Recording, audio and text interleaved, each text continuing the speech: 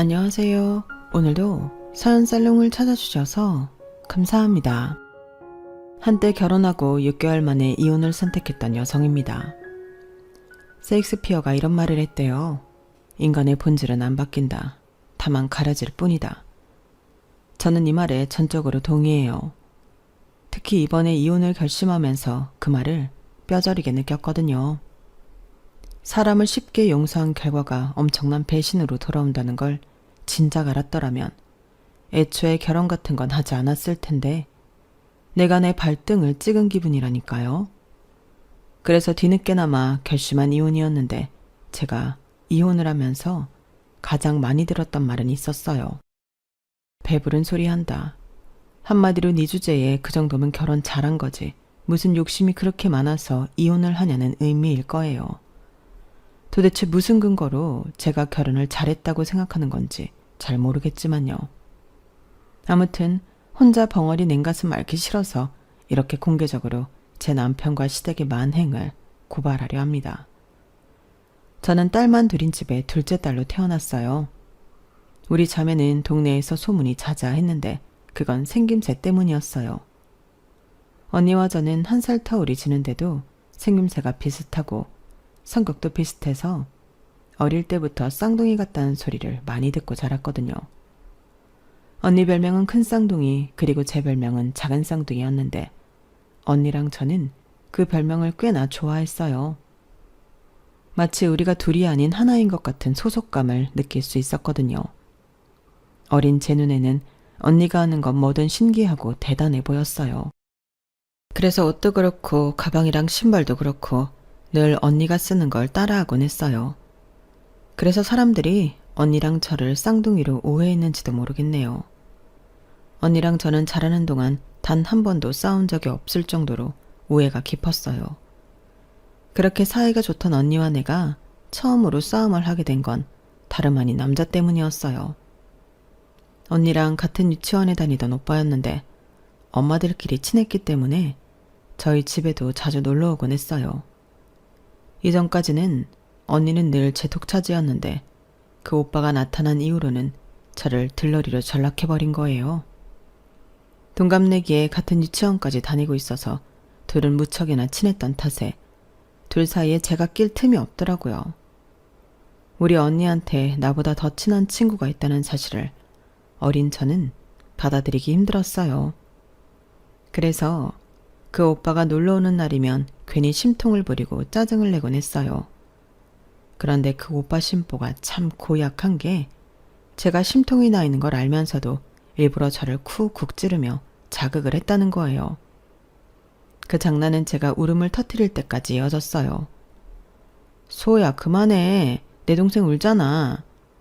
오빠는 언니가 나서서 말리고서야 저를 놀리는 걸 멈추곤 했어요.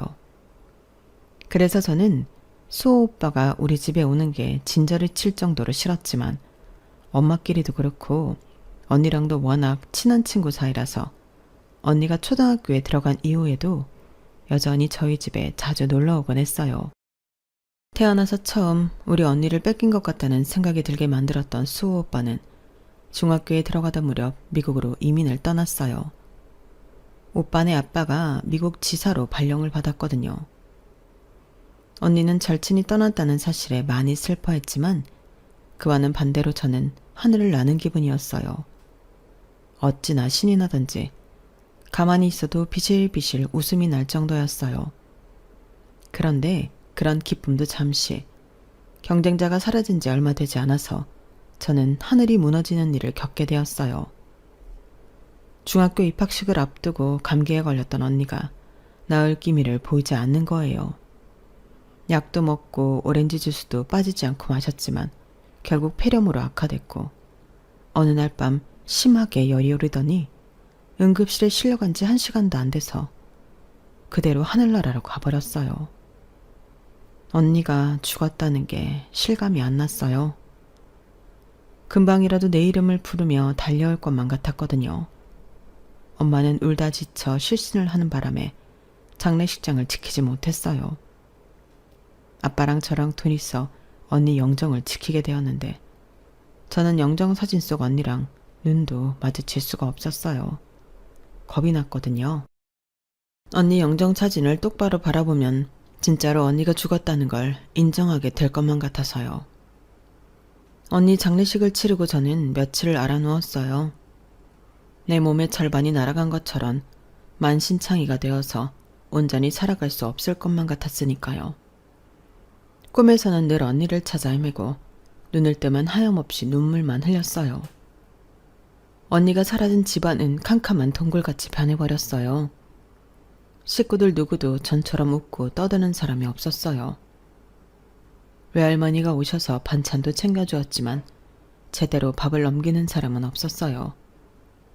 온 가족이 시든 화초처럼 말라 비틀어진 것 같았어요. 언니가 세상을 떠난 그날부터 우리 집에는 웃음이 사라져버렸고 생기 없는 사막처럼 돼버렸어요.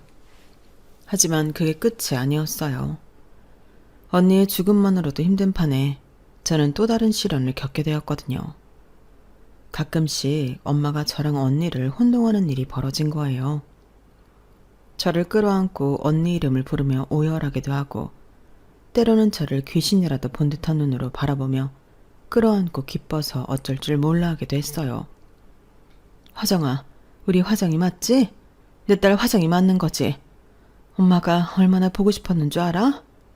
우리 화정이가 보고 싶어서 엄마가 미치는 줄 알았어. 저를 끌어안고 좋아서 어쩔 줄 몰라 하는 엄마를 보니까 내 가슴이 칼로 난도질 당하는 기분이었어요. 한참을 엄마 품에 안겨있던 저는 엄마의 기분을 해치기 싫어서 기어들어가는 목소리로 말을 했어요. 엄마, 나 수정이야. 그러자 엄마는 입가의 미소를 싹 지우고는 마치 제가 더러운 것이라도 되는 양 소스라치며 저를 밀어냈어요. 그리고는 싸늘한 표정으로 방으로 들어가 버리더라고요. 엄마 못지않게 그 상황이 당황스럽기만 했던 저는 엄마가 방으로 들어간 지 한참이 됐는데도 여전히 그 손길이 내 가슴팍에 남아있는 것 같았어요. 매정하고 싸늘한 그 느낌이요. 나는 아무 짓도 하지 않았는데 왜 내가 그런 대접을 받아야 하는 건지 이해도 안 가고 서운하고 서글픈 마음뿐이었어요. 그때 엄마한테 받은 상처는 수십 년이 흐른 지금까지도 제 마음속에 찌꺼기처럼 남아있어요. 문제는 엄마가 그 후로도 좀처럼 나아지지 않았다는 거예요. 부모는 자식이 죽으면 가슴에 묻는다고 하더니 엄마 가슴속에는 온통 언니뿐이었던가 봐요. 더 이상 아빠도 저도 보이지 않는 것 같았어요. 곁에 남은 가족은 외면하고 세상에 없는 언니만 찾아 헤매셨거든요. 결국 엄마의 이런 모습에 아빠는 엄마와 서서히 멀어졌어요. 처음 1년은 엄마가 나아지길 바라며 아빠도 저도 무조건 엄마 기분에 맞춰드렸어요. 그러다 1년이 지나고 2년이 지났지만 엄마는 여전히 나아질 기미가 보이지 않았어요. 오히려 상태가 더 심각해져서 아빠와 저한테 히스테리까지 부리기 시작했어요. 급기야 더는 참을 수 없었던 아빠가 엄마한테 이혼을 요구했어요. 당신만 힘들어? 당신만 자식 잃었냐고. 나도 수정이도 화정이 그렇게 보내고 하루도 마음 편한 적 없었어. 길 가다가 화정이랑 같은 학교 교복만 봐도 목구멍이 콱 막히는 것처럼 숨도 쉬기 힘들다고. 나도 당신처럼 슬프면 슬프다고, 보고 싶으면 보고 싶다고 마음 내키는 대로 다 하고 싶어. 그런데 왜 참는 줄 알아? 아빠니까, 가장이니까. 내가 그러면 당신도 수정이도 더 힘들 걸 아니까 참는 거라고. 우리한테 죽은 딸만 있는 게 아니잖아. 수정이도 있다고. 지 언니 잃고 어린 게 부모 앞에서 힘든 티 안 내려고 노력하는 게 뻔히 보이는데 부모인 내가 어떻게 티를 내겠어. 당신도 엄마잖아. 남아있는 자식이라도 품고 살 생각을 해야지. 왜 죽은 자식만 붙들고 사느냐고. 나도 이제 지쳤어. 더는 당신이랑은 못 살겠으니까 우리 헤어지자. 수정이는 내가 키울게. 어차피 당신한테 보내봤자 제대로 키우지도 못할 테니까. 그렇게 부모님은 제가 중학교 2학년이 되자마자 이혼을 하셨어요. 그 바람에 새학기가 시작된 지 한 달도 안 된 상황에 저는 전학을 가게 되었어요. 원래 살던 집에서 그대로 살 수도 있었지만 아빠가 반대를 하셨거든요. 언니의 흔적이 남아있는 집이기도 하고 동네 사람들이나 학교에서도 우리 집 사정을 다 알고 있는 처지라 아무래도 제가 전처럼 생활하기 힘들 거라고 생각해서 그런 결정을 내리신 거예요. 전학간 학교에서는 저희 집이 이혼 가정이라는 것만 알 뿐 세세한 사정은 모르니까 차라리 편하긴 했어요.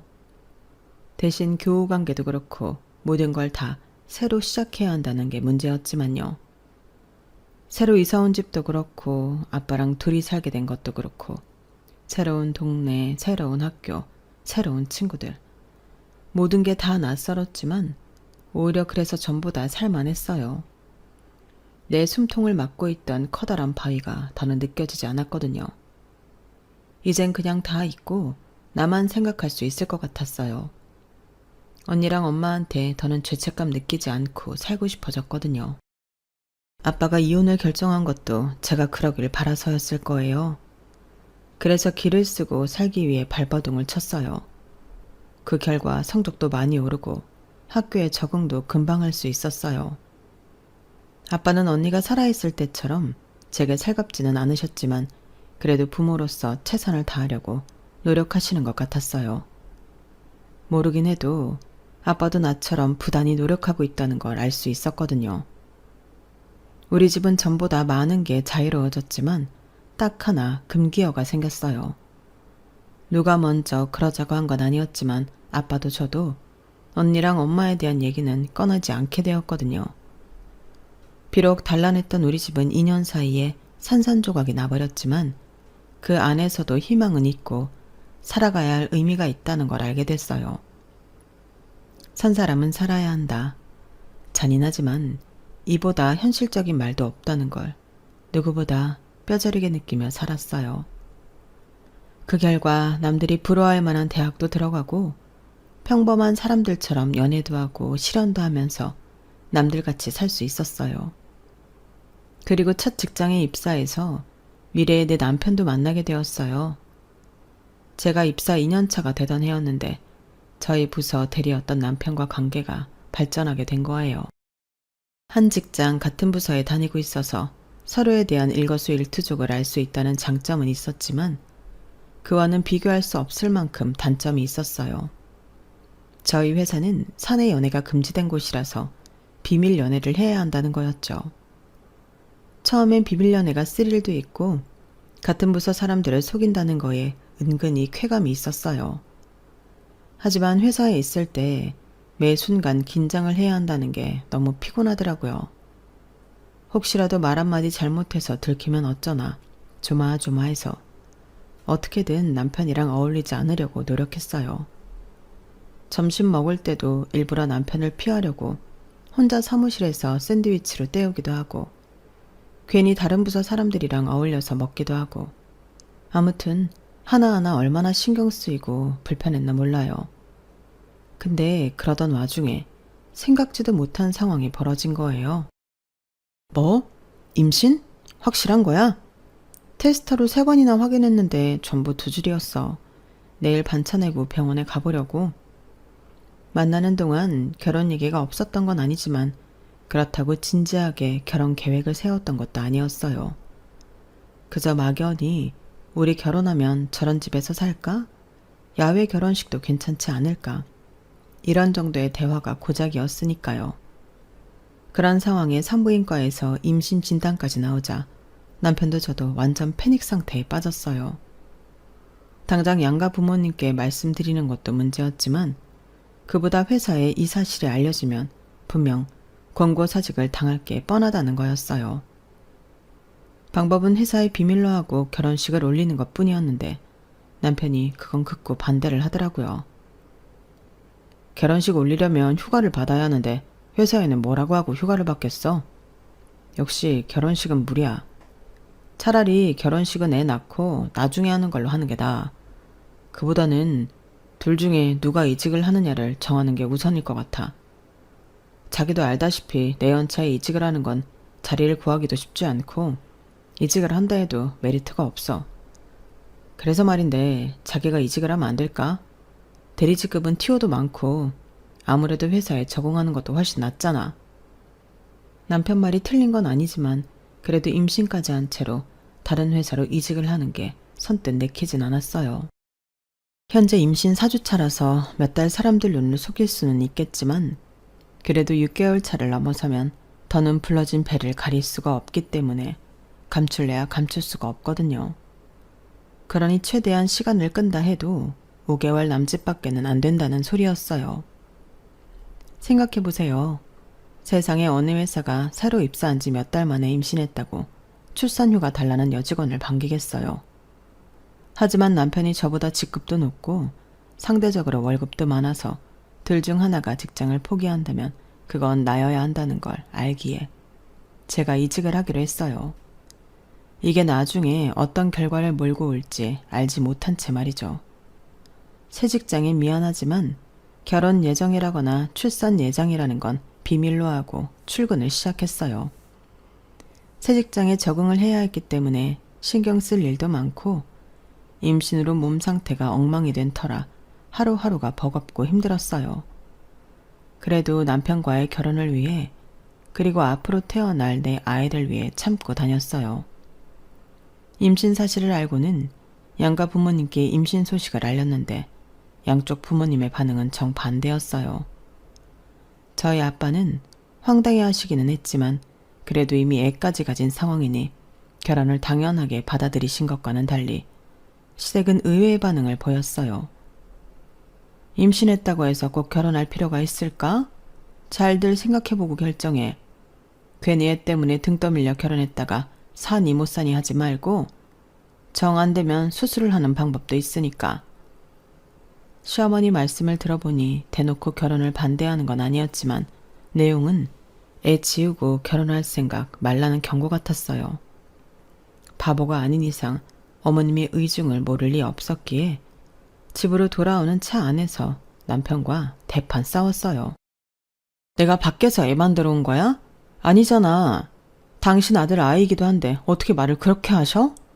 수정아, 우리 엄마가 뭐라 그랬다고 이렇게 화를 내. 결혼하지 말라고 반대를 한 것도 아니고 신중하게 생각하고 결정하라고 하신 건데 그게 뭐가 잘못됐어? 너 요즘 너무 예민한 것 같아. 아무리 임신하면 성격이 변하는 여자가 있다지만 그래도 넌 너무 심해. 남편은 지나가는 말로 제게 너무 예민하게 반한 거 아니냐고 말했는지 모르겠지만 저는 그 말에 순간 철렁했어요. 그건 제가 경험했던 안 좋은 기억 때문이었어요. 언니가 세상을 떠나고 엄마가 조금씩 변하기 시작했을 때 저희 부모님은 자주 말다툼을 하셨는데요. 그때 아빠가 엄마한테 가장 많이 했던 말이 바로 예민하다는 거였어요. 무슨 말만 하면 정색을 하며 꼬투리를 잡고 발악을 하니까 아빠가 말을 걸기 힘들다고 푸념하며 하셨던 말이었죠. 그 후로도 엄마의 예민함은 점점 더 심해졌고 결국엔 앞에서 말씀드린 것과 같은 상황이 되어버렸어요. 그래서 제게는 예민하다는 말이 일종의 공포처럼 다가왔어요. 내가 엄마를 닮아 우리 가정을 파괴할지 모른다는 두려움으로 말이에요. 아빠와 이혼을 하고 정신과 치료를 받으며 요양원에 계시는 엄마를 떠올릴 때마다 혹시 나도 엄마처럼 될지 모른다는 공포심이 이번 일로 또다시 수면 위로 올라와 저를 괴롭혔어요. 그래서 내 잘못이 아님에도 불구하고 움츠러들기 시작했어요. 시어머니께서 수술 얘기를 꺼낸 뒤로 남편도 살짝 흔들리는 눈치였어요. 말로는 남들 앞에서 축복받는 결혼식이 낫지 않겠냐며 지금 이런 식으로 결혼을 하면 식도 당장 올릴 수 없고 아이를 낳을 때 출산 휴가를 받아야 하는 저로서는 회사에 안 좋은 이미지를 줄 수밖에 없다고 했지만 그게 결혼을 미루려는 진심인지 아니면 다른 의도가 있는 건지 잘 모르겠더라고요. 그런데 지금까지 별말 없으시던 저희 아빠가 이 문제를 두고 강경하게 나오셨어요. 성인이라면 응당 자신이 벌인 일에 대해 책임을 질 줄 알아야 하네. 내 딸은 잘 다니던 직장도 버리고 전보다 못한 곳에서 새롭게 시작을 하고 있는데 자네는 뭐 하고 있는 건가? 아이는 둘이 만들었는데 설마 내 딸한테만 모든 책임을 떠넘기고 자네 어머니 뒤에 숨으려는 건 아니겠지? 아닙니다. 저도 나름대로 노력하고 있습니다. 그 노력이라는 게 시한을 넘기면 아무짝에도 소용없게 되는 걸세. 지금 내 말은 충고가 아니라 딸 가진 아버지로서 마지막 경고를 하는 거야. 석 달 안에 식 올리고 혼인신고하게. 더는 안 기다려. 결국 아빠의 강경한 입장 때문이었는지 남편과 시댁에서도 더는 결혼을 미루려는 시도를 할 수 없었어요. 그런데 신기한 게 뭔 줄 아세요? 지난 한 달 동안 지지부진하던 예식장이며 신혼집구 하는 문제들이 아빠의 경고 이후 일사천리로 해결됐다는 거예요. 한마디로 남편과 시댁은 할 수 있는 걸 안 하고 있었단 얘기였죠. 그때 사실 남편한테 크게 실망을 했지만 이미 뱃속엔 애도 있었고 회사도 옮긴 데다 아빠까지 결혼을 강요하는 분위기여서 제가 뭘 어쩔 수는 없었어요. 지금 와서 남편한테 실망했으니 헤어지자고 한들 결국엔 저만 손해였으니까요. 그렇게 첫 발걸음부터 삐걱대던 결혼은 마지막 순간까지도 문제의 연속이었어요. 입사하고 몇 달 안 됐는데 결혼한다고 청첩장을 돌리자 사무실 사람들이 대놓고 말은 안 해도 뒤에서 엄청 욕을 하는 것 같더라고요.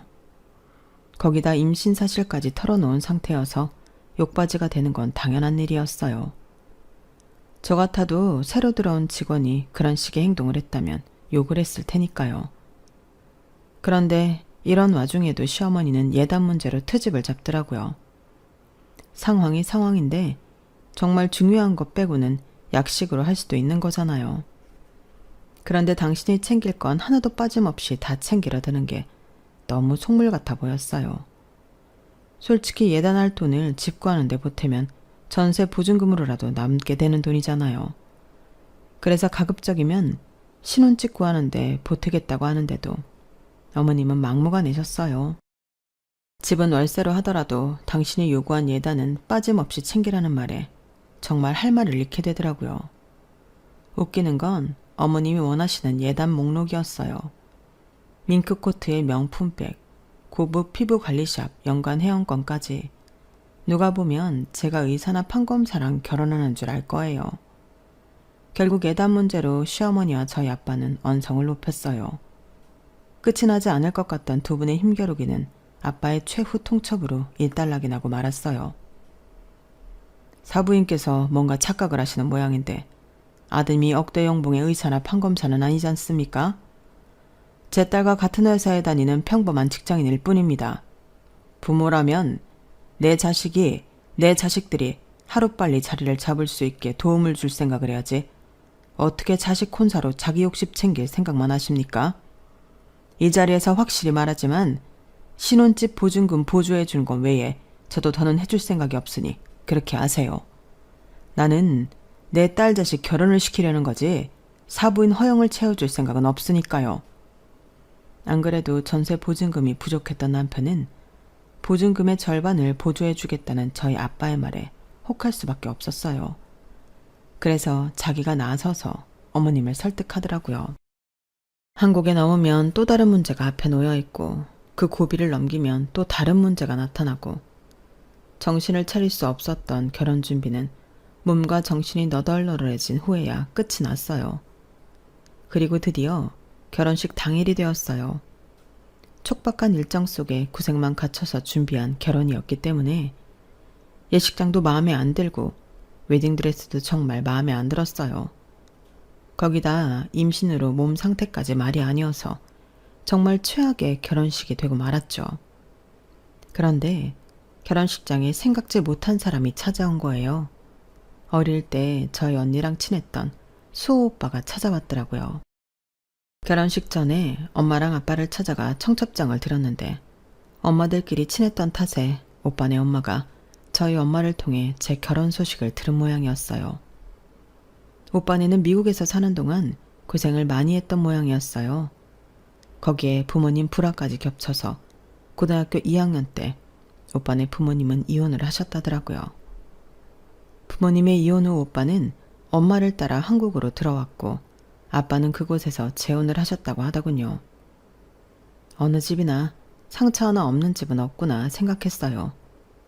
그래도 지금은 살만해 보였어요. 대학을 졸업하고 로스쿨을 나와 변호사로 살고 있었으니까요. 사장이 소식을 듣고 제일 먼저 떠오른 게 너였어. 언니밖에 모르던 네가 많이 걱정됐거든. 그래도 힘든 시간 잘 견디고 잘 컸네. 언제든 내 도움 필요하면 찾아와. 오빠가 두 팔 걷어붙이고 도와줄 테니까.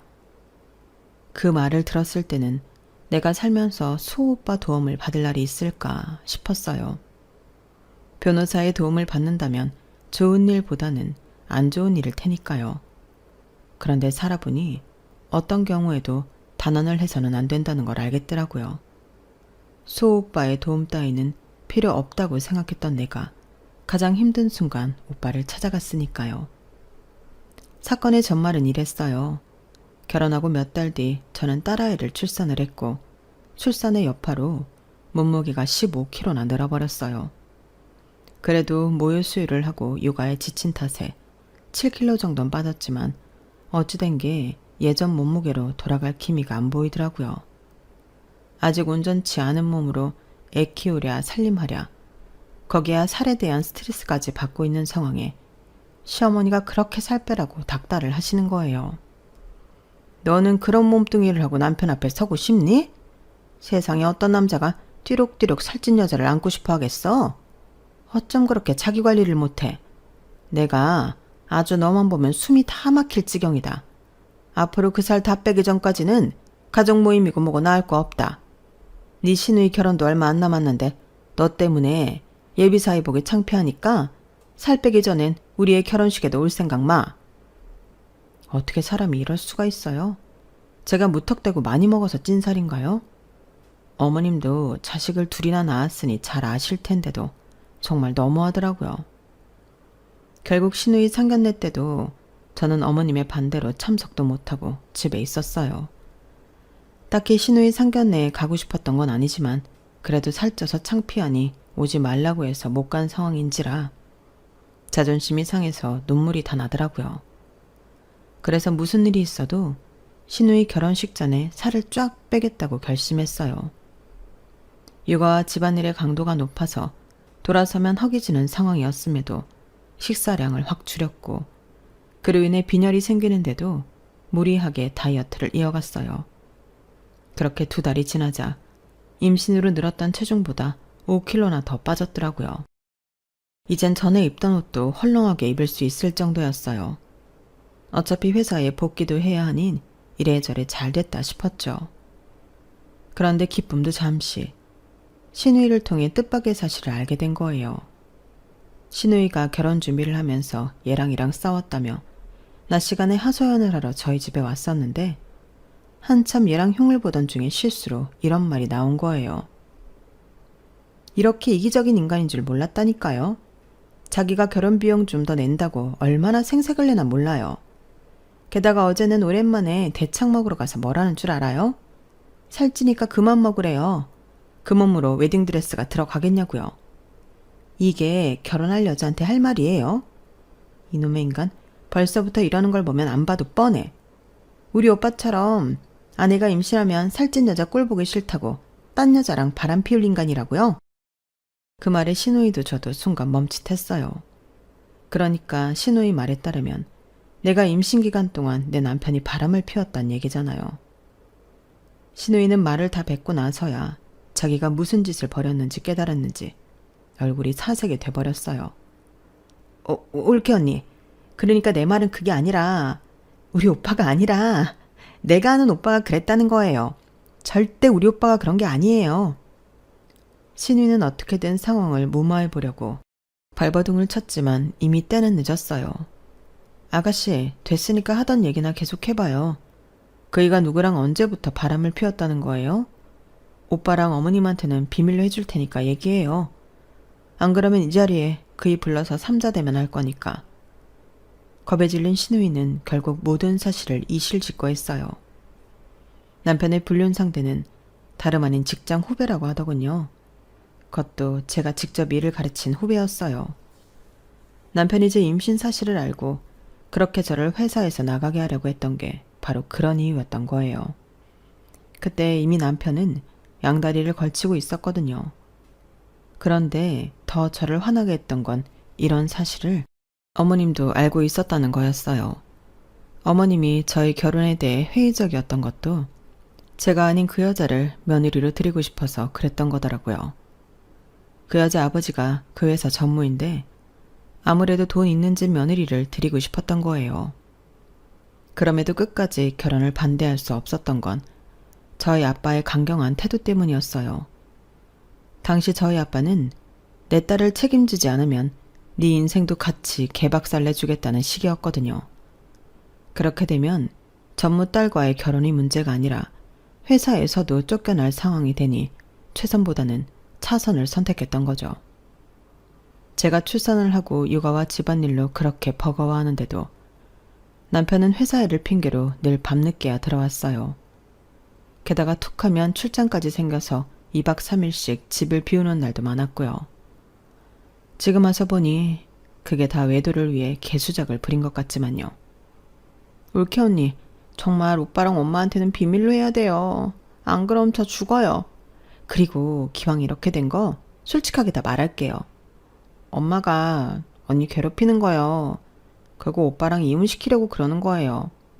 언니 내보내고 예림 언니를 며느리로 드리려고 하더라고요. 언니가 살 안 뺐으면 내 결혼식에도 언니 대신 예림이 언니가 참석하게 됐을 거예요. 우리 엄마지만 왜 그러는지 나도 모르겠어요. 아니, 손녀딸까지 낳은 며느리가 버젓이 있는데 어떻게 그런 생각을 해요? 내가 엄마 딸이긴 하지만 정말 우리 엄마 같은 시어머니 만날까봐 무섭다니까요. 철없는 시누이 덕분에 아직 일어나지 않은 시어머니의 계획까지 알아버린 저는 이대로 가만히 있을 수가 없었어요. 앞으로도 어머님은 무슨 핑계를 대서라도 저를 내쫓으려고 할 게 뻔했으니까요. 가만히 앉아서 당하느니 선제 공격을 하는 게 낫겠다 생각했어요. 그래서 시누이가 돌아간 뒤 수호 오빠한테 전화했어요. 아무래도 이런 일엔 변호사만큼 상황 정리를 잘할 사람이 없다고 생각했거든요. 제 상황을 전해 들은 오빠는 저만큼이나 엄청 화를 내더라고요. 그래서 이혼할 결심은 선 거야? 일단 이혼을 할 건지 아닌지부터 결정해야 계획을 짤 수가 있어. 너 어떻게 할 거야? 설마 이런 놈이랑 같이 살 생각은 아닌 거지? 무슨 소리야. 난 이 인간 절대 용서 못해. 내가 받은 상처에 10배, 100배로 돌려주고 싶다고. 그렇게 저는 이혼을 전제로 남편에 대한 복수를 준비했어요. 먼저 남편이 출장을 떠났던 날과 남편의 카드 내역서를 비교해 그 인간이 그 시기에 서울에 있었다는 걸 밝혀냈고, 사무장님의 도움을 받아서 남편이 내연녀와 외도를 하는 사진을 모았어요. 그 밖에도 전 직장 동료들을 통해 두 사람의 스케줄을 체크하고 뒤를 받기도 했고요. 제게 필요한 충분한 자료가 다 모이자 본격적으로 법적 소송에 돌입했어요. 생각 같아선 회사의 두 사람이 불륜을 저지른 걸 회사 사람들한테 떠벌리고 싶었지만 그렇게 되면 오히려 제가 가해자가 되어 법적 제재를 받게 되더라고요. 그래서 수호 오빠가 생각한 건 월급 차압이었어요. 남편과 상간녀 직장에 급여 채권을 압류하는 형식으로 두 사람이 불륜을 저질렀다는 걸 간접적으로 알린 셈이었죠. 그러자 금세 반응이 오더라고요. 상간녀의 아빠가 그 회사 전무라서 이런 사실이 귀에 들어가면 남편은 그 바닥에서 완전 아웃이거든요. 아주 발등에 불 떨어진 놈 마냥 회사 일도 내팽개치고 집으로 달려왔어요. 여보, 나 좀 살려줘. 내가 죽을 죄를 졌으니까 제발 압류 좀 풀어줘. 당신이 하라는 대로 뭐든 할 테니까 제발. 내가 왜? 넌 네 새끼가 뱃속에 있을 때부터 아무런 자책 없이 바람 피운 놈인데 내가 왜 그런 개새끼를 위해서 기껏 돈 들여 압류해 놓은 걸 풀어줘야 되는데? 싫어. 너나 그년이나 망실살 제대로 뻗칠 때까지 그대로 둘 거야. 전무님 아시면 아주 볼만하겠다. 애지중지하는 외동딸을 어디서 굴러먹던 개뼈다귀 같은 게 상간녀로 만들었으니 말이야. 아, 이참에 너랑 그년이랑 전무님까지 손잡고 퇴사하면 되겠네.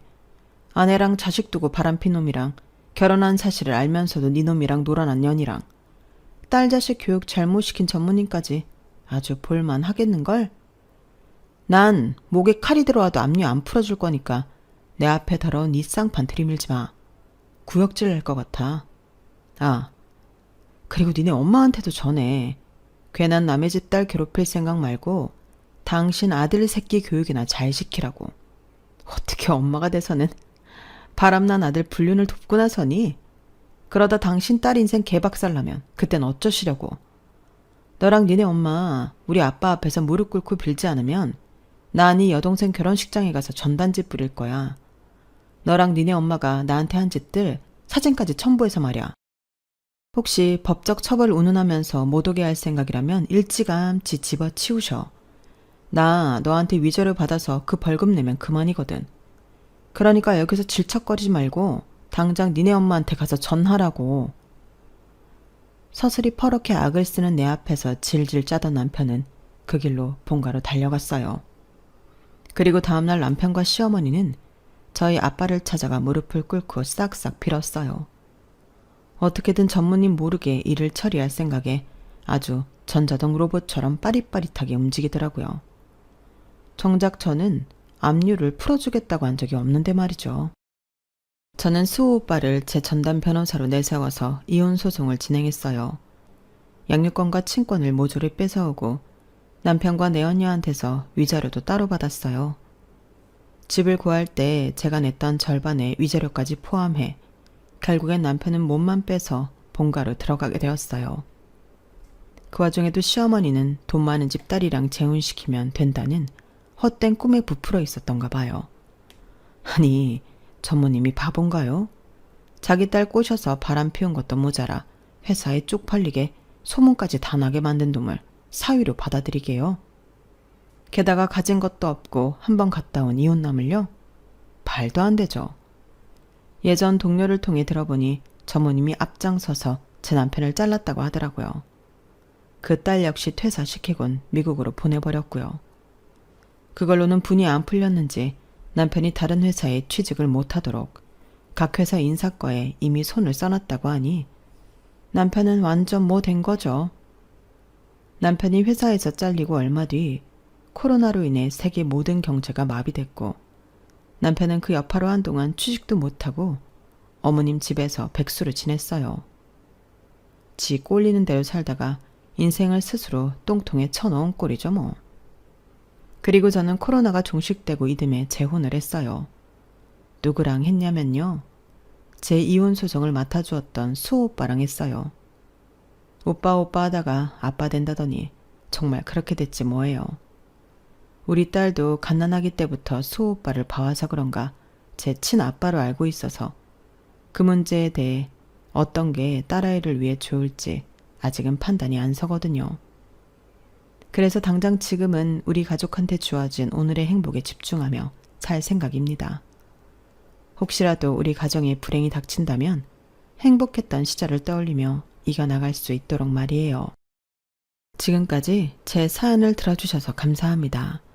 여러분의 가정에도 행복과 사랑이 넘치기를 바랍니다. 안녕히 계세요. 여러분, 사연 댓글에 응원과 현명한 조언 부탁드려요. 좋아요와 구독은 저에게 큰 힘이 됩니다. 오늘도 좋은 일 가득하세요.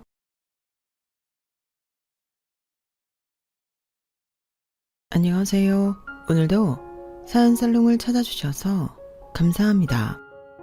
저는 경기도 모 도시에서 딸 셋을 키우고 있는 40대 직장맘입니다. 제가 이곳에 사연을 신청하게 된 이유는 매일 듣기만 하던 사연살롱에 한 번쯤 제 이야기도 들려드리고 싶어서 용기를 내봤는데요. 저는 저만 이상한 남자를 만나 불행한 줄 알았거든요. 그런데 다른 분들의 사연을 들으며 나 같은 억울하고 불쌍한 여자들도 많구나 하는 걸 새삼 알게 되었고, 더 나아가 다들 어쩜 그렇게 지혜롭고 멋진지 자신만의 노력으로 행복을 찾아 열심히 찾아가는 모습에 저도 용기를 많이 얻었어요. 그래서 용기를 내어 지금 이렇게 사연을 쓰고 있는데요. 저도 참 이기적인 남편 때문에 속 꽤나 썩고 이혼한 여자거든요. 그리고 올해로 이혼한 지도 어느덧 6년이 되었는데요.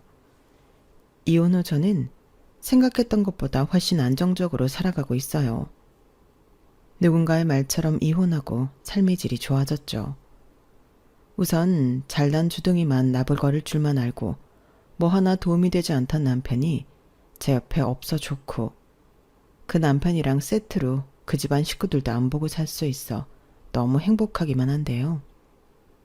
이젠 연휴든 명절이든 며느리 노릇 하지 않아도 되니 너무 좋죠.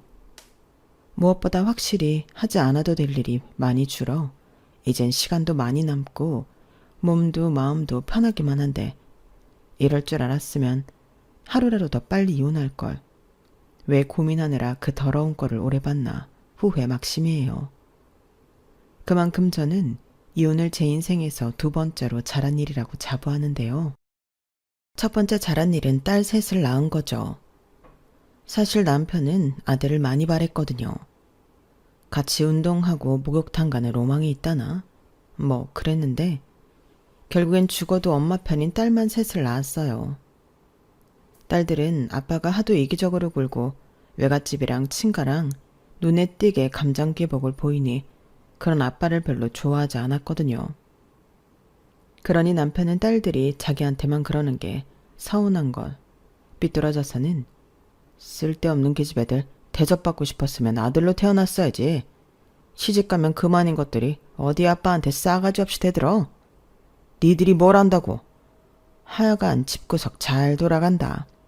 라고 못되게 이야기했는데 그런 모습을 볼 때면 정작 어른인 남편이 어린애들보다 더 어려 보였죠. 그런 남자를 어디가 좋다고 저는 연애 3년에 결혼까지 했던 건지 20대에 저로 돌아간다면 정신 차리라고 제 뒤통수를 후려 갈겨주고 싶은데 그때는 남편이 자신감 있고 능력 있는 모습이 멋져 보였어요. 그러니까 이기적일 거라는 생각은 못하고 저런 남자라면 기대고 의지할 수 있을 것 같아 좋다고 생각했는데요. 사실 그런 생각을 갖게 된 배경에는 저에게 아픈 상처가 있었어요. 저희 부모님이 제가 어릴 때 이혼해서 엄마가 혼자 저를 키우셨는데 그때 엄마는 남편 없다고 또 저는 아빠 없다고 서러웠던 날이 많았어요. 엄마 벌이가 그다지 좋지 않았었기 때문에 저희는 거의 매년 이사를 다녔고 엄마는 한다고 열심히 했지만 가정을 지키기엔 턱없이 힘이 없어 보였죠. 그러니 아빠가 있는 집이 저는 늘 부럽기만 했는데요. 어쩐지 아빠가 있는 집은 더 따뜻하고 밥상엔 우리 집보다는 더 맛있는 음식들이 잔뜩 차려져 있을 것만 같았어요. 그리고 우리 엄마처럼 일하기 바쁜 게 아니고 늘 집에서 함께 엄마가 있는 그런 모습을 상상했는데 그런 생각을 가지고 어른이 되어서인지 저는 그런 아빠는 못 가졌지만 그런 남편은 갖고 싶었어요. 듬직하고 책임감 강한 거기에 능력까지 있으면 어린 날의 서름 따위는 다 잊을 수 있을 것만 같았는데요. 그런 눈으로 봤기 때문에 남편을 남자친구보다 남편감으로 생각했던 것 같아요. 그리고 남편은 제가 아빠가 계시지 않다고 이야기했을 때 그런 건 괜찮다며 이제부터는 자기가 저를 지켜주겠다고 했는데 그 말이 왜 그렇게 좋았는지 이젠 나도 따뜻한 집에서 행복한 가정을 이루고 행복할 수 있을 것만 같았어요. 하지만 제 미래는 행복한 가정이 아닌 새로운 서러운 인생의 시작이었는데 결혼 후 얼마 지나지 않아 제가 가졌던 환상은 하나 둘씩 깨지기 시작했어요. 당시 남편은 여의도에 있는 모 증권회사를 다녔고 저는 대기업과 파트너로 일을 하는 협력사 직원이었어요. 그리고 저희의 첫 만남은 소개로 만났는데 남편을 좋게 본 친한 선배 언니가 저에게 한번 만나보라고 다리를 놔준 거죠. 그렇게 만나게 된 남편은 어째 첫 인상부터 뭔가 남달랐는데요. 이미 소개를 받을 때부터 능력 있는 사람이야. 아마 신영이가 보면 좋아할 타입일걸? 원래 자기 능력 있는 남자 좋아하잖아. 이런 말을 들었어요. 정말로 몇 마디 나누지 않아도 저 사람이 자신감 넘치는 사람이라는 걸 알 수 있었어요. 말하는 어투 쓰는 단어, 거기에 분위기를 주도하는 여유까지 꿈에 그리던 이상형이었는데 그래서 만난 첫날부터 사랑에 빠지고 말았죠. 게다가 남편은 만날 때마다 오늘 뭘 하면 좋을지도 다 생각하고 계획을 세우곤 하는데 이렇게 리드를 해주는 사람이 있으니 편하고 좋았어요.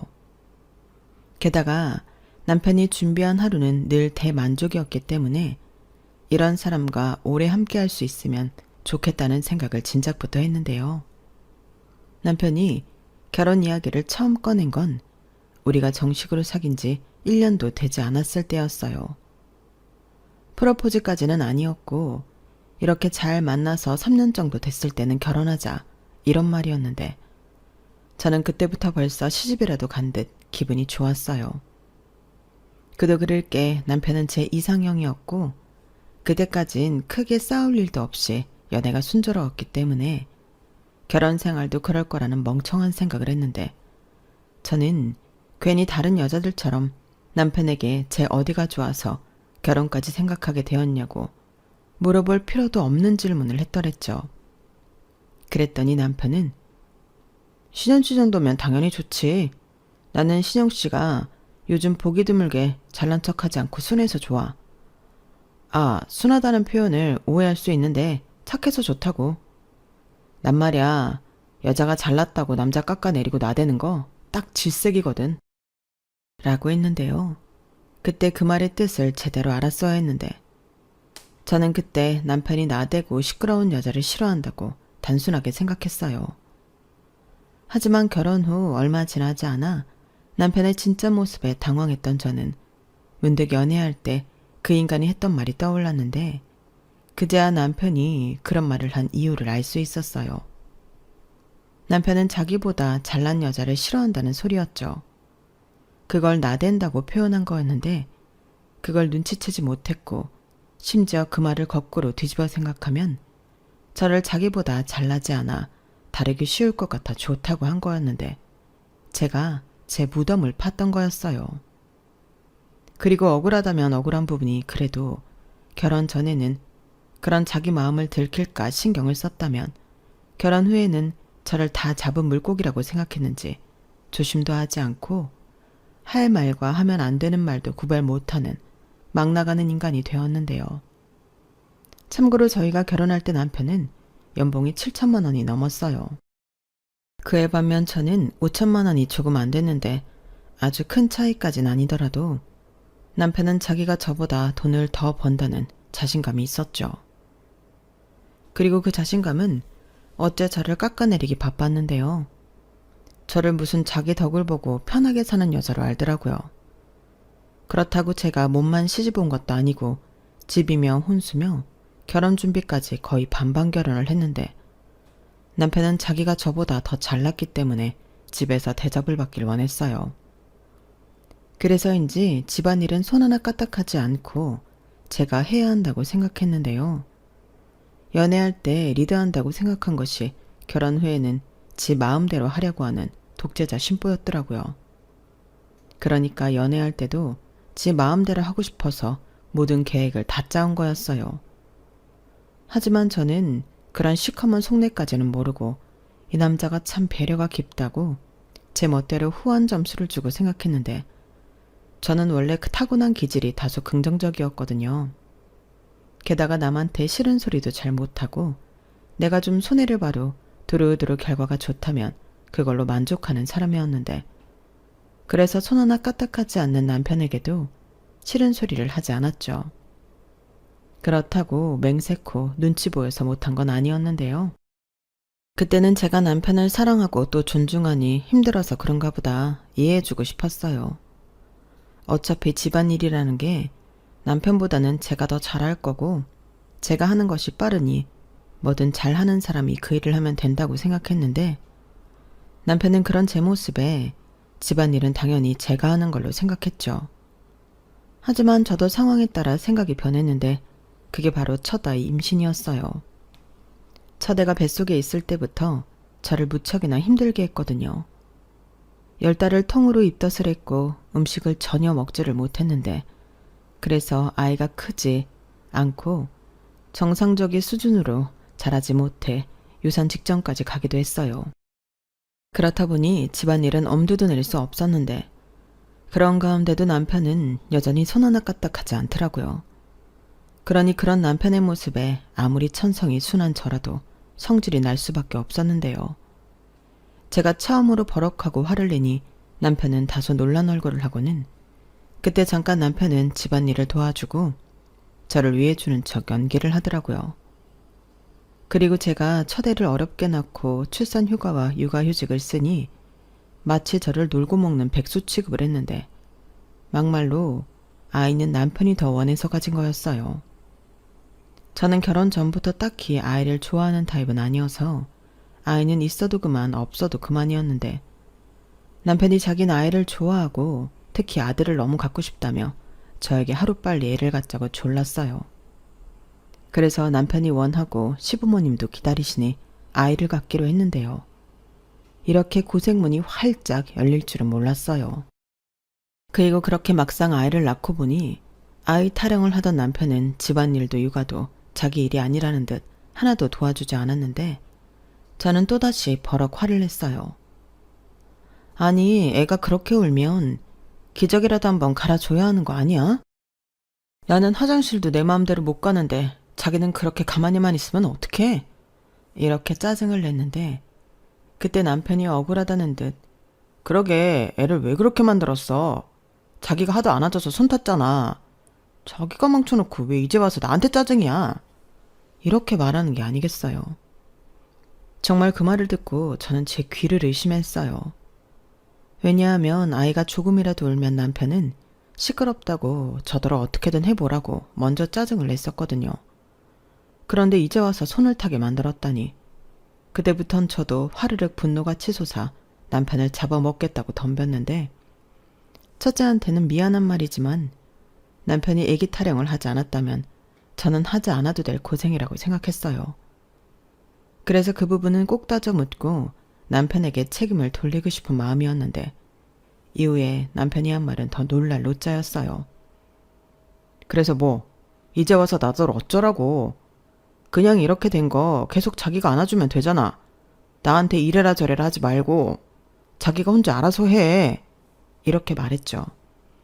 그래놓고 어이없어서 말도 못하는 저한테 자기는 아들이 갖고 싶었지 딸을 원하지 않아 더욱 도와줄 수 없다고 하더군요. 그때 처음으로 제가 결혼을 잘못했다는 걸 깨달았어요. 하지만 아이까지 태어난 마당에 곧바로 이혼을 생각하긴 어려웠는데 제가 이혼 가정에서 자라고 엄마가 혼자 고생하는 모습을 보고 자라 더 이혼은 엄두가 나지 않았어요. 더욱이 부끄러운 말이지만 어쨌든 남편이 능력이 있는 사람이니 저런 인간이라도 옆에 둬야 저는 아니더라도 애한테 아낌없는 지원을 할 수 있을 거라 생각했는데 그것도 제 생각이 짧았던 거였어요. 왜냐하면 남편은 돈 앞에서 굉장히 짠돌이였거든요. 오죽하면 결혼하고 얼마 지나지 않아 경제권에 대해 이야기 중 남편은 이런 부분일수록 솔직한 게 좋을 것 같다며 돈은 각자 관리하자고 했는데요. 그 이유는 자기 돈이 자기랑 상관없는 곳에 흘러가는 게 싫다고 했어요. 저 말인즉 자기가 번 돈으로 제가 화장품을 사거나 친구를 만나 유흥비로 쓰는 게 싫고 더 나아가 제가 친정엄마 용돈이라도 보내드리면 그건 어째 좀 억울할 것 같다며 이럴 바에는 공동생활비만 돌이내고 남은 돈으로 각자 사는 게 좋을 것 같다고 했는데 그땐 결혼한 지 얼마 되지도 않았지만 어째 빈정이 좀 상했어요. 그렇잖아요. 제가 무슨 남편이 저보다 더 많이 버니까 남편 돈으로 친정에 효도하고 호의호식 하겠다고 생각한 것도 아닌데 남편은 제가 그럴까봐 자기가 번 돈을 다 줄 수 없다고 했으니 이거야말로 저를 무시하는 거라고 생각이 들었죠. 그래서 그럴 생각도 애당초 없었지만 졸지에 내가 자기 돈이나 탐내는 사람이 된 것 같아 기분이 나쁘다고 토라져 버렸는데 남편은 그런 게 아니라고 그때까진 저를 달래려 노력했어요. 자기도 저를 믿지만 자기 자신을 못 믿는 거라며 자기는 충분히 그런 생각으로 저를 오해하고 상처 줄 수 있는 인간이라 괜한 분란의 씨앗은 만들지 않는 것이 가장 이상적이라고 설명했는데 그때는 저도 그래 어차피 그럴 생각도 없는데 여기서 불필요한 싸움을 이어갈 필요가 없지 라는 생각에 남편 뜻대로 하는 것이 저의 결백을 증명하는 거라 생각했어요. 그리하여 저희는 각자 100만 원씩 생활비를 내고 나머지 각자 수입은 알아서 관리했는데요. 문제는 제가 임신하고 출산하고 하면서 제 수입에 변동이 생겼다는 거였죠. 하지만 남편은 거기까지는 생각하지 못하는 건지 아니면 생각하고 싶지 않은 건지 육아 수당도 나오니 똑같이 내는 게 맞다고 주장했는데 그럼 저는 개인적으로 쓸 수 있는 돈이 없었어요. 게다가 아이를 처음 키우니 모든 것이 다 쉽지 않았는데요. 그런데 이 와중에 남편이 아들 타령하고 육아에는 비협조적으로 나오니 저만 억울하게 되었어요. 그래서 그럼 집안일이라도 좀 도맡아 해달라고 했는데 남편은 답답하다는 듯 왜 이렇게 약한 소리를 해? 원래 살림하고 애 키우고 다 여자가 하는 거잖아. 우리 엄마는 대가족 살림 다 하고 나랑 내 동생 키우면서 장사도 했어. 근데 자기는 대가족 보살피는 것도 아니고 애도 꼴랑 하나에 일도 안 하면서 왜 이렇게 앓는 소리를 해? 라고 했는데요. 앓는 소리라는 말에 저도 욱하고 성질이 올라왔죠. 육아 스트레스로 인해 산후 우울증도 겪고 있던 저였는데 남편은 그런 게 어딨냐고 우울증은 다 정신력이 부족해서 그런 거라며 나태하게 굴지 말라고 했어요. 그러면서 자기는 집에서 충전 중이라며 오히려 자기를 방해하지 말라고 했는데 저 인간이 내가 좋아했던 인간이 맞나? 배신감이 파도처럼 밀려왔어요. 그리고 남편은 시도 때도 없이 자기 연봉이 저보다 훨씬 높기 때문에 저랑 자기를 같은 취급을 하면 안 된다고 꾸준히 주장을 했었어요. 그렇듯 남편은 말이 통하지 않았어요. 그래서 그때까진 나에게 둘째는 없다고 생각하고 하루하루를 버티듯 그렇게 지냈죠.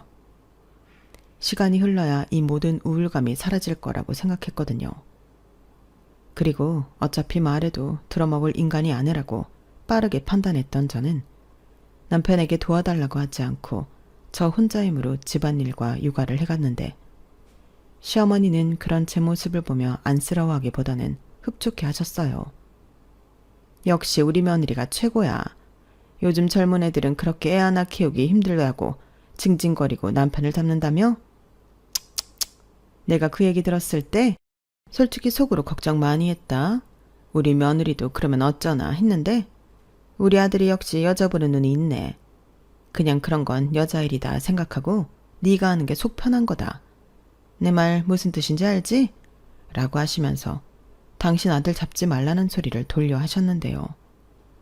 시어머니 눈에는 제가 혼자 고군분투하며 고생하는 모습은 눈에 들어오지 않았나 보더라고요. 하긴 저런 엄마 밑에서 자랐으니 남편이 요즘 젊은 사람 같지 않고 남성 우월주의 같은 구닥다리 사고를 가지고 있는 걸 텐데 사실 그게 더 부끄러운 거라는 건 그 집안 식구들 중 아무도 모르는 것 같았어요. 그저 남자는 능력만 있으면 장땡이라고 생각하는 거죠. 저도 남편이 저보다 능력 있는 건 인정하지만 그걸로 모든 걸 다 통치려 하는 건 아니잖아요. 더욱이 많이 번다고 한들 저한테 가져다 주는 것도 아니었으니 제가 남편이 돈을 잘 번다고 좋을 것도 없었는데 시부모님은 남편에게 꽤 많은 돈을 용돈으로 받고 있는 건지 늘 자기 아들만 집에 오면 떠받들기 바쁘시더군요. 어머, 우리 아들 왔니? 이거 봐라. 엄마가 전에 사고 싶다고 했는데 네가 사라고 돈 보내줬잖아. 엄마가 이거 사면서 친구들한테 얼마나 자랑했는지 알아? 다들 부럽다고 난리도 아니었어. 역시 우리 아들 최고야, 최고. 그러게 말이야. 요즘 우리 아들 같은 효자가 없지. 나도 지난주에 우리 아들이 친구들이랑 점심 먹으라고 돈 보내줘서 체면도 살고 모처럼 어깨 좀 쫙 폈다. 고맙다 아들. 이렇게 남편은 자기 집에서 둘도 없는 효자였는데 그런 효자는 처가에는 참 무심했어요. 저희 엄마는 사위라고 오면 그렇게 사위 몸보신 시켜준다고 소고기도 사다 굽고 보양식도 손수 만들어주곤 했는데 남편은 입뒀다 뭐에 쓰는지 감사하다는 말도 제대로 하지 않고 처먹기만 잘도 처먹더라고요. 그리고 엄마는 제가 용돈을 보내드리면 네가 무슨 돈이 있어. 이럴 돈 있으면 살림에 보태라. 엄마 돈을 네 통장에 보냈으니까 그런 줄 알아. 라고 하며 돈도 안 받으셨는데 엄마 이거 엄마 용돈 하래. 내가 보내는 거 아니고 사위가 보내는 거야. 라고 보내드리면 고맙다. 김서방한테 꼭 엄마가 많이 고마워한다고 전해줘. 이렇게 말하며 기쁘게 받으셨는데 뭔가 억울했죠. 하지만 엄마 마음이 그렇다는데 거기에 대고 따지는 것도 힘 빠지고 저는 계속 그렇게 남편이 주는 용돈이라고 하며 엄마에게 많은 돈은 아니지만 얼마씩 보내주곤 했는데요. 문제는 이 역시도 제가 육아휴직을 하면서 돈이 없어 못 보내드렸다는 거였어요. 그 사이에도 시부모님은 남편이 주는 용돈을 받으셨는데 괜히 짜증이 나더라고요. 그래서 생활비를 조금 줄인다고 생각하고 한 달에 20만 원 정도씩 사위가 주는 용돈이라고 보내드렸는데 한 번은 엄마가 매달 사윗돈을 받는 것이 부담스러웠는지 남편에게 전화를 해서는 하지 않아도 될 말을 하셨나 봐요. 그 때문에 완전 범죄를 꿈꿨던 저의 바람은 산산조각이 났고 마치 남의 돈을 빼돌리기라도 한 도둑 취급을 받았죠. 지금까지 그럼 내가 생활비로 쓰라고 준 돈을 장모님 용돈 보내드린 거야? 아니 어떻게 그럴 수가 있어. 나는 생활비 쓰라고 준 돈이잖아. 왜 이렇게 열을 내? 그래서 뭐 내가 생활비 구멍 냈어? 나 자기 안 굶겼고 공과금 밀린 것도 없어. 그럼 나머지 돈은 내가 알아서 쓸 수 있는 거 아니야? 아니지. 그 돈은 엄연히 우리 공동생활금인데. 자기 진짜 너무한다. 자기야 결혼하고 애 태어나고 달라진 게 없지만 나는 아니야. 지금 육아휴직 기간이라 돈도 다 안 들어온다고. 그런데 거기에 똑같이 생활비 내고 내가 무슨 돈이 있어? 자기는 나랑 상의도 하지 않고 자기 부모님한테 기분 내잖아. 그야 나는 그만큼 버니까 그렇지. 억울하면 자기도 그렇게 벌어. 내가 화를 내는 이유는 내 돈이 나도 모르게 그렇게 몇 달 동안 흘러갔다는 거야. 우리 엄마한테 주는 용돈이 그렇게 아까워? 그럼 나도 집안일이랑 육아하는 거 돈으로 받을래. 나한테 월급 줘. 내 노동력은 뭐 공짜인 줄 알아? 말이 되는 소리를 해라. 우린 부부고 가족이야. 가족끼리 무슨 월급을 줘. 몇 번을 말해도 내 말은 같아. 장모님한테 용돈 보내드리고 싶으면 자기가 그만큼 더 여유 있게 벌어. 그리고 지금 내가 주는 생활비가 아무리 생각해도 많은 것 같은데 다음 달부터는 지금 내던 거에서 반만 낼게. 따지고 보면 나는 집에 있는 시간도 적고 밥도 저녁 한 끼만 집에 와서 먹잖아. 그마저도 일주일에 2번 정도는 꼬박꼬박 회식해서 집에 와서는 잠만 자고. 그러니까 나는 그 정도만 내도 될 것 같아. 여기가 무슨 하숙집이냐? 내가 쓴 만큼만 내게? 자기 진짜 이럴 거야? 저는 그때 이 빌어먹을 결혼 생활을 정리하는 게 맞았어요. 하지만 머릿속으로 맴도는 이혼을 현실로 옮기는 데는 적지 않은 용기가 필요했고 저는 그 용기를 내기가 두려웠는데 그 와중에 딸은 참 저에게 많은 것을 주는 존재였어요. 처음엔 그렇게 마냥 어렵고 두렵기만 하더니 그런 엄마라도 제가 전부였던 아이는 저만 의지하며 그렇게 예쁜 짓을 골라야 했는데 하루 종일 아이와 붙어 있다 보니 저 역시도 아이에 대한 모정이 샘솟았어요. 사실 저한테 그런 모정이 생길 거라는 생각은 전혀 못했는데 아이를 키우다 보니 저는 어느덧 여자에서 엄마가 되어 있더라고요. 뭐든 아이 입장에서 생각하고 나보다 아이를 더 챙기게 되었어요. 그래서 이혼은 하고 싶어도 못했던 거죠. 나도 아빠 없이 자라 힘들고 아빠 있는 집이 부러웠는데 내 딸에게는 그런 똑같은 상처를 주고 싶지 않았어요. 그리고 아이를 낳아 키우다 보니 친정 엄마에 대한 마음도 예전과는 확연하게 달라지더군요. 우리 엄마도 이런 마음으로 나를 키웠겠구나 하는 생각에 엄마가 된 후 친정엄마를 떠올리며 많이 울기도 했죠. 그래서 지금이라도 잘해드려야겠다 생각하며 전화도 자주 드리고 시간이 맞으면 친정에 가서 시간을 보내기도 했는데 엄마는 딸이 결혼해서 남편이랑 아이 낳은 사는 모습이 마냥 좋다고 하셨어요. 당신은 이혼해서 실패했지만 딸은 능력 있는 남편한테 사랑 많이 받고 온전한 가정에서 아이와 함께 행복하길 가슴 깊이 바라고 계셨는데 그 마음을 몰랐으면 좋았을걸. 그 마음을 알고 나니 남편이 미워도 이혼은 점점 멀게만 느껴졌어요. 그리고 어느 정도 포기를 하니 이게 좋다고 해야 하나 제 마음도 어느 정도는 편해졌는데 그즈음 남편은 또다시 아들 타령을 하며 저에게 덤벼들었어요. 딸이 있으니 둘째는 아들이면 너무 좋지 않겠냐고. 아들은 낳아주기만 하면 자기가 다 키울 거라는 듯 별 기대도 되지 않는 말을 했었는데 남편이 원래 원하는 목적이 있으면 최선을 다하는 인간이거든요. 저를 꼬시려고 부단히 노력을 하더라고요. 딸과도 그때는 곧잘 놀아주고 셋이 놀이동산이다 동물원이다 나들이도 많이 다녔는데 꾸준한 남편의 노력이 싫지 않았어요. 그리고 정말로 아들을 낳으면 지금 이 생활을 계속 이어갈 수 있지 않을까? 바보 같은 생각을 하기도 했는데 그렇게 제 인생에는 없다 생각한 둘째를 가졌죠. 하지만 둘째도 남편의 기대와는 달리 딸이었는데 남편과 제가 하도 아들을 바랬던 게 이유인 건지 둘째는 성별만 여자일 뿐 사내아이처럼 기질이 남달랐어요. 만약 정말로 아들이었다면 아무리 그런 산만하고 시끄러운 모습도 남자아이라 그렇다고 넘어갈 수도 있었을 텐데 둘째는 시댁에 갈 때마다 기집애가 왜 저러냐고 구박을 받기 일쑤였고 저도 제 자식이 구박받는 게 싫으니 시댁에 가고 싶지 않았어요. 그리고 남편은 둘째도 딸이라는 것에 실망했는지 첫째보다도 더 도와주지 않았는데요. 그러다 셋째는 어이없게 생겼죠. 남편이 술 먹고 들어와 그날 생긴 게 셋째였거든요. 그리고 혹시나 하며 기대했는데 셋째까지도 딸이라는 사실에 남편은 낳지 말자는 무서운 소리까지 하더군요. 지금 제정신이야? 아무리 뱃속에 있어도 우리 아이잖아. 왜 말을 그렇게 해? 아직은 세포에 불과하지. 누가 들으면 내가 살인이라도 하자고 한 줄 알겠다. 그 소리가 살인이랑 뭐가 달라? 나는 못해. 그럼 아들도 아닌데 딸을 셋이나 낳아서 키우자고? 너 애 셋 키울 능력 있어? 지금도 힘들다고 징징거리잖아.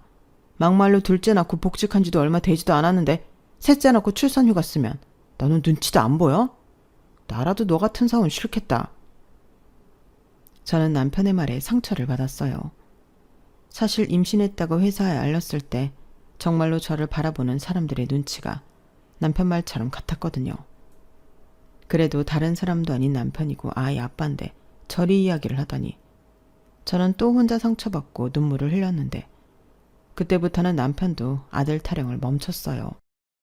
저랑 사는 한은 아들 궁합은 못할 것 같다고 농담처럼 얘기하는데 저한테는 그 소리가 농담이 아니었죠.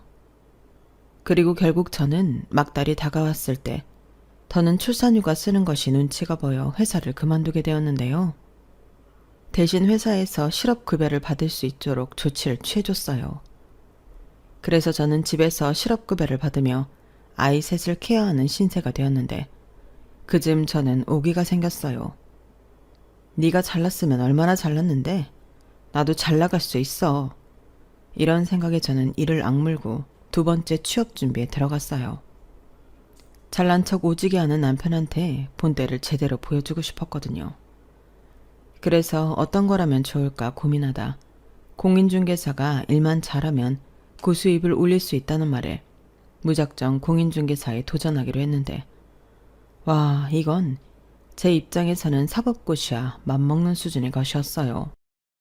하지만 그렇다고 여기서 포기하고 싶진 않았는데 그 사람의 무기가 자기가 능력이 좋고 돈을 많이 버는 거니까 저 역시도 그런 사람이 되어야 한다고 마음을 굳혔어요. 아니, 오히려 더 대단한 사람이 되어 그 사람의 자존심을 뭉개주고 싶었는데요. 새 아이를 키우며 공부까지 하는 삶은 녹록지 않았답니다. 일단 절대적으로 시간도 부족했고 체력이 없으니 집중력도 떨어졌는데 그래서 당연한 말이지만 첫 번째 시험은 말도 안 되는 점수를 받고 떨어졌어요.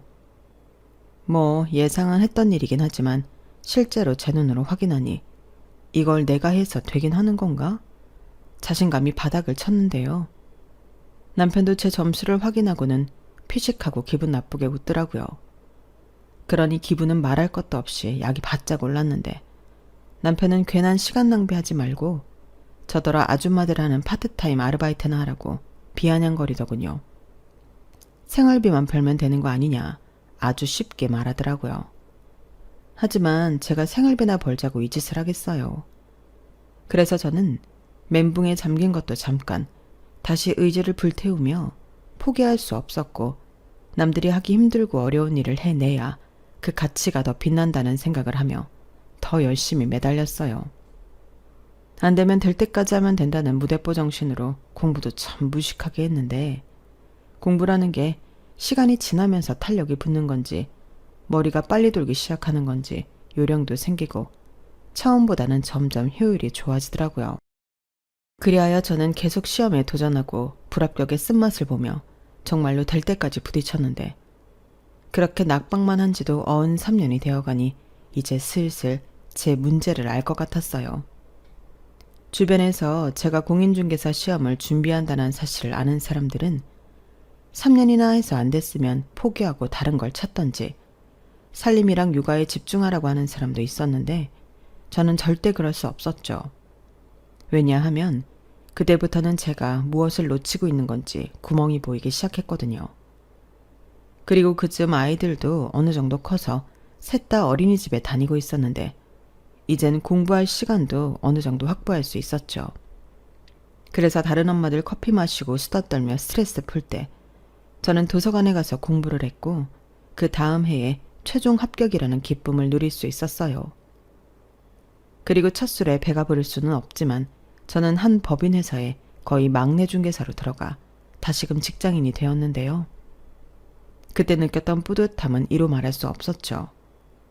그리고 그렇게 돈을 벌기 시작하니 통장에 찍히는 월급이 너무 소중했고 하는 일이 부동산 관련 일이다 보니 분석하고 공부하는 것도 재미있었는데 저절로 부동산 관련 재테크 공부도 할 수 있었어요. 실제로 같은 일을 하면서 경매까지 공부해 부를 늘리는 팀장님도 계셨는데 이게 알면 알수록 제 삶이랑 연관이 있으니 너무 재밌는 거 있죠.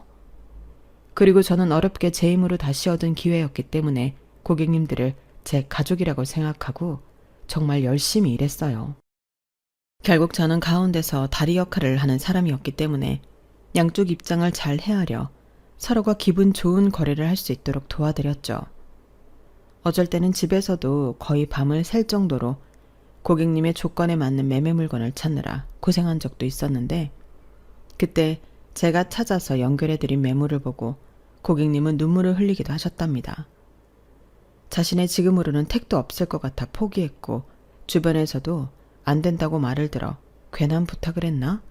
후회를 많이 하시기도 했다는데 이렇게 자기 조건에 맞는 보석 같은 곳을 찾아줘서 고맙다고 두고두고 감사의 뜻을 작게나마 보내시는 고객님도 계셨죠. 그렇다 보니 이 일이 저에겐 천직처럼 너무 재미있었는데 그러다 저희 엄마가 계실 만한 깨끗한 집을 찾아드리고 싶은 마음이 생겼어요. 저희 엄마가 살고 계신 집이 30년 가까이 되는 1세대 작은 평수 빌라였거든요. 그리고 시댁은 오래된 건 매한가지였지만 엘리베이터 없는 5층짜리 단지형 아파트였는데 대놓고 하신 적은 없지만 당신은 아파트 사는데 저희 엄마는 좁은 오래된 빌라에 사신다고 무시할 때도 있으셔서 그 생각이 났어요. 그래서 대출을 좀 받고 그 대출을 내가 용돈 삼아 드리면 작은 평수 저층 아파트 정도는 갈 수 있지 않을까. 눈에 불을 켜고 찾기 시작했고 그때 경매로 여러 물건을 낙찰받은 경험이 있는 팀장님이 당신이 예전에 낙찰받아 괜찮은 가격에 판 집이 있다며 한 아파트 단지를 추천해 주셨어요. 게다가 동네는 오래됐지만 주변에 시장도 있고 버스 정류장도 많아 교통편이 좋았는데요. 거기에 버스 타고 세정거장만 가면 지하철역도 있고 큰 병원도 있어 저희 엄마가 생활하시기에 더할 나위 없이 괜찮아 보였어요. 그래서 한 번은 엄마를 만나 그냥 보기만 하자고 하고 그 아파트 단지를 가서 매매로 나온 몇 군데를 둘러봤는데 저희 엄마 말로는 아우 엄마 지금 사는 데가 편해. 무슨 엄마가 아파트에 사니? 이런 좋은 곳은 엄마랑 안 어울려. 이런 데는 그 뭐냐 관리도 비싸잖아. 엄마는 지금 3만 원 내는데 이런 데는 몇십만 원 하는 거 아니야? 라고 하셨지만 얼굴 표정은 엄마의 말과는 정반대였는데요. 그래서 저는 결심했어요. 엄마 몰래 그 집을 사기로요. 일단 여러 서류나 대출 문제 때문에 제 명의로 1층에 한 매물을 계약했고 4달 뒤 엄마에게 환갑 선물이라며 집 부동산 등기 권리증을 드렸는데 옆에서 저희 엄마도 엄마지만 남편 얼굴이 장난이 아니었어요. 제가 부동산 중개 사무실에 다니면서 열심히 일하는 모습을 보며 종종 비꼬듯이 더 뭐 나댄다. 그거에서 얼마나 번다고. 이딴 말이나 했었는데 제가 다른 것도 아니고 집을 엄마에게 선물을 하니 많이 놀란 모양이더라고요. 그래서 저는 살짝 기분은 좋았지만 민망해하며 큰 건 아니고 엄마 전에 봤던 작은 평수 1층이라 관리비도 싸고 지금 사는 집보다는 리모델링도 다 되어 있고 넓어서 편할 거야 라고 했는데 저희 엄마는 제 눈치가 아닌 남편 눈치를 보는 듯 했어요. 그 모습을 보는데 또 어찌나 속이 상하던지. 엄마, 이거 이 사람이 해주는 거 아니고 내가 해드리는 거야. 왜 이 사람 눈치를 봐? 아니 그래도 신영아, 그럴 돈 있으면 니들이나 더 크고 좋은 집 가지. 우리 집은 우리가 알아서 해. 능력 있는 사이가 때 되면 이사 가자고 하겠지. 안 그래 여보? 설마 돈도 각자 관리하는데 내가 우리 엄마 집 하나 해드렸다고 빈정상한 거 아니지? 나는 일하기 전에 자기 월급 생활비 말고는 구경한 적도 없잖아. 그 사이 시부모님은 해외여행도 한번 다녀오셨고 전에 시어머니 생신에는 명품 가방도 하나 사드렸지? 근데 왜 갑자기 그런 얘기를 꺼내? 장모님도 해드릴 거야. 아유, 우리 김서방 마음이 예쁘기도 하지. 근데 나는 괜찮아. 내가 무슨 명품 가방을 들어. 나는 뭐가 명품인 줄도 모르는 사람이야. 하여간 엄마도 참 안 변한다. 그냥 준다고 하면 달라고 해. 그리고 이 집도 이미 대출 시작됐고 엄마 가서 안 살면 나 이거 손해보고 팔아야 해. 뭐? 왜 손해를 봐? 그렇게 계약이 되어 있다고. 그러니까 무조건 엄마 여기 들어가서 쉬어. 그럼 돼. 그래야 딸이 손해 안 봐. 저는 죄송한 말이지만 세상 물정 잘 모르는 엄마에게 거짓말을 했어요. 그렇게 말해야 엄마가 제 생각에 고집 부리지 않고 그 집에 들어가 사실 것 같았는데 먼저 살고 있는 빌라 판도는 비상금으로 갖고 계시라 말씀드렸죠. 엄마는 그 돈으로 대출금이라도 다 갚자고 말씀하셨지만 저는 그렇게라도 엄마 자산을 불려드리고 싶었어요. 어찌되었든 그 집도 제 앞으로 되어 있는 제 자산이라 굳이 법으로 따지자면 엄마의 재산은 아니었으니까요. 그리고 대출금을 다 갚고 난 뒤에는 엄마 앞으로 명의를 옮겨드릴 생각이었는데 그렇게 한바탕 효녀 이벤트가 끝나고 친정엄마를 댁에 모셔다 드리니 역시나 남편 입이 대빨 나와 저더러 얘기 좀 하자 하더라고요. 얘기? 무슨 얘기? 설마 내가 우리 엄마 아파트 사드린 거 가지고 딴지 거는 건 아니지? 우리 공동생활비 빼면 나머지는 터치하지 않기로 했잖아. 그 얘기 좀 그만하면 안 돼? 그리고 이건 반칙이지. 자기는 시집와서 출가 외인인데 장모님한테는 집을 해드린다고? 그것도 대출받아서? 그러다 그 잘난 회사 잘리기라도 하면 그땐 어쩔 건데. 나더러 그거 내라는 건 아니지. 내가 설마 그러겠어? 지금까지 살면서 자기가 돈 앞에서 얼마나 치사하고 철저한 사람인지 내가 다 확인했는데? 왜 말을 그렇게 해? 그렇잖아. 내가 다른 것도 아니고 애들 키우느라 일을 못한 건데 그때도 나한테 생활비 말고는 돈 준 적 없잖아. 자기는 갖고 싶은 거 다 사고 자기 부모 동생 다 챙겨가면서 나나 애들이나 우리 엄마 티셔츠 쪼가리 하나 사준 적 없잖아. 아니 필요하다고 하면 사줬겠지. 그리고 나가서 사회생활 하는 것도 아닌데 생활비 말고 뭐가 더 필요해? 애들도 그래. 아직 어린애들이 무슨 돈이 필요해. 나라에서도 지원 잘 해주는데. 이보세요. 자기가 뭘 모르나 본데 그 돈으로는 택도 없어. 우리 애들 한 번도 유행하는 비싼 거 가져본 적 없고 나도 다른 엄마들처럼 유기농으로 챙겨주고 싶은데 그러지도 못했다고. 자기 명품 벨트 지갑 그딴 거 살 때 나는 조금이라도 싼 데 찾아다니면서 장 봤어. 그렇게 따지면 안 되지. 막말로 자기 공인중개사 공부 누구 돈으로 했어? 내가 그땐 별 얘기 안 했잖아. 안 하긴. 내가 계속 시험에서 떨어질 때 자기 나한테 뭐라고 했는지 까먹었어? 파트타임 알바라도 해서 그 문제집 값이랑 인간 결제한 거 통장에 복구시켜 놓으라고 했잖아. 아주 치사는 다 떨어놓고 이제 와서 쿨한 척해. 그리고 나 첫 월급 받았을 때 더럽고 치사해서 그 돈 바로 채워 넣었다. 내가 또 언제 그랬다고. 그냥 농담한 거지.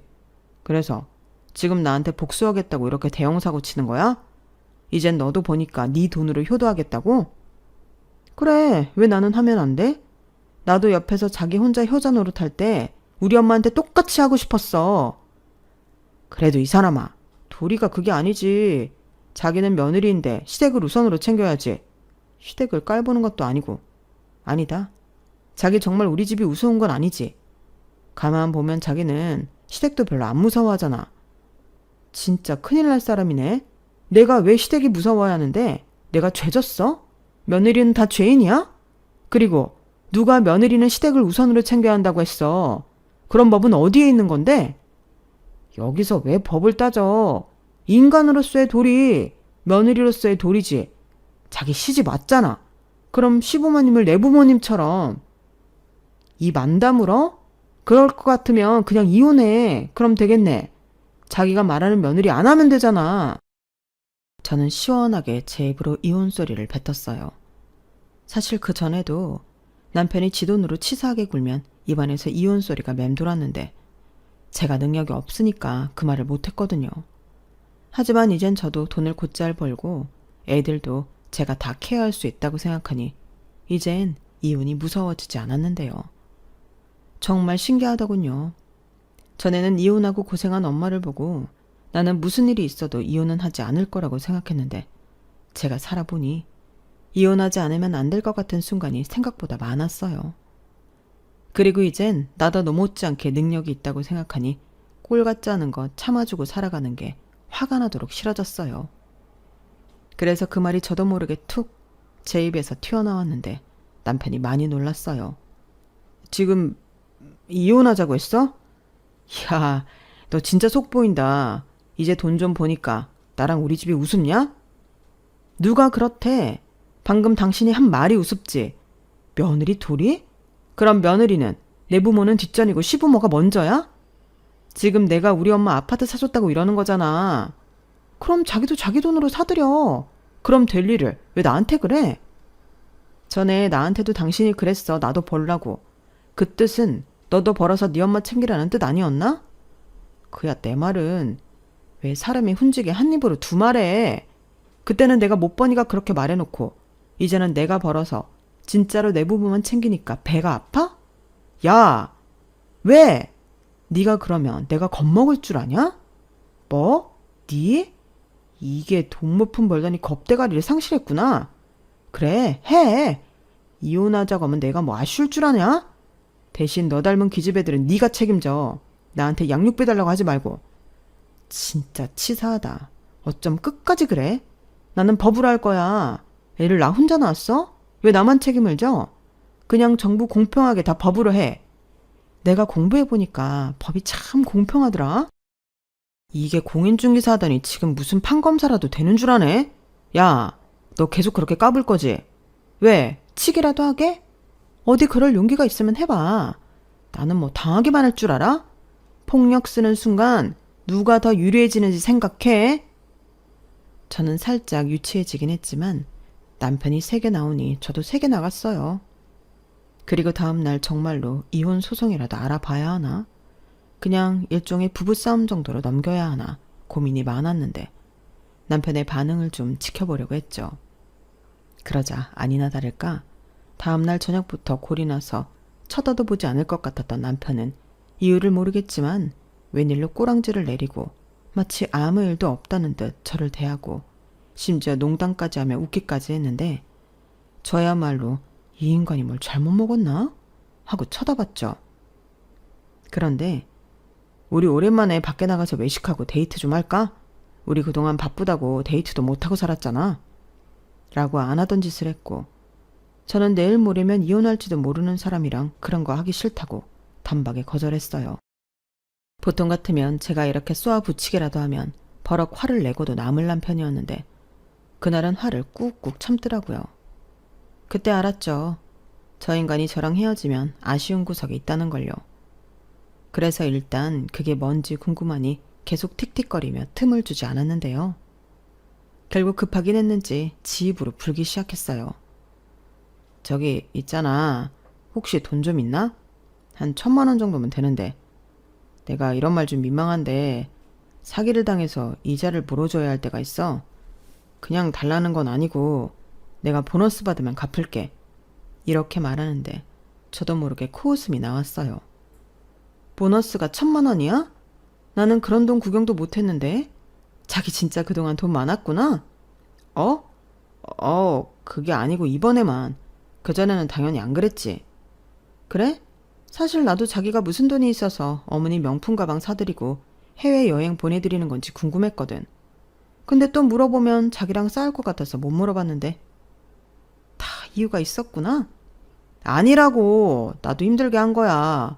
그리고 자기는 못 믿겠지만 장모님한테도 똑같이 해드리라고 했어. 아, 그래? 그건 몰랐네. 근데 이젠 그런 거 안 해도 돼. 이유는 말 안 해도 알지?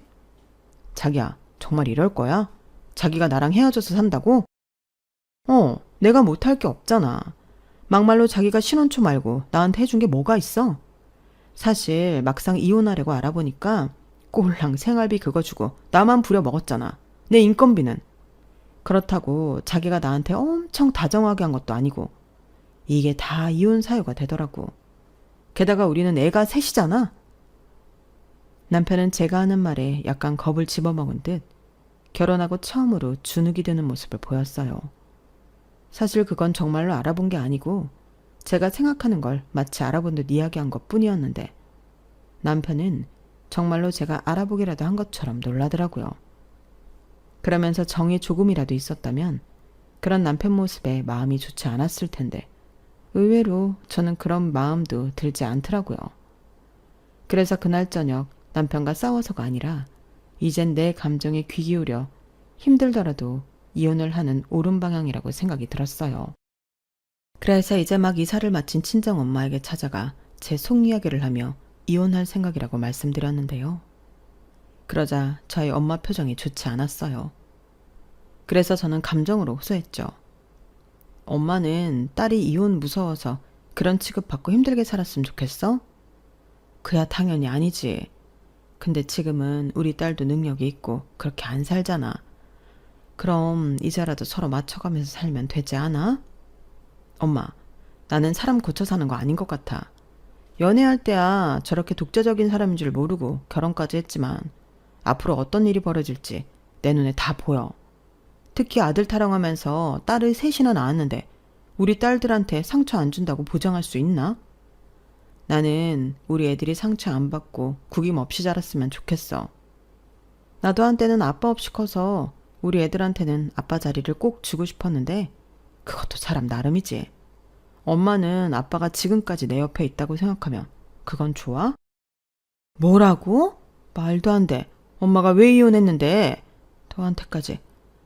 아니다. 그래. 듣고 보니 네 말도 맞네. 근데 정말 김서방이 그런 인간이야? 네 아빠까지 갖다 붙일 만큼 인간 말종이냐고.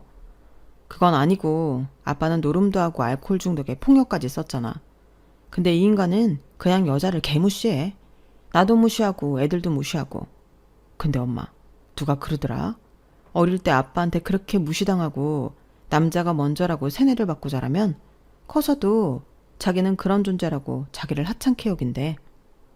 나는 우리 애들이 그렇게 산다고 생각하면 너무 가슴이 아파. 오히려 이혼해도 엄마처럼 씩씩하게 잘 살 수 있다고 그렇게 키우고 싶어. 내가 엄마 보고 그렇게 컸잖아. 신영아, 정말 그렇게 생각해? 엄마는 너한테 해준 게 너무 없는데.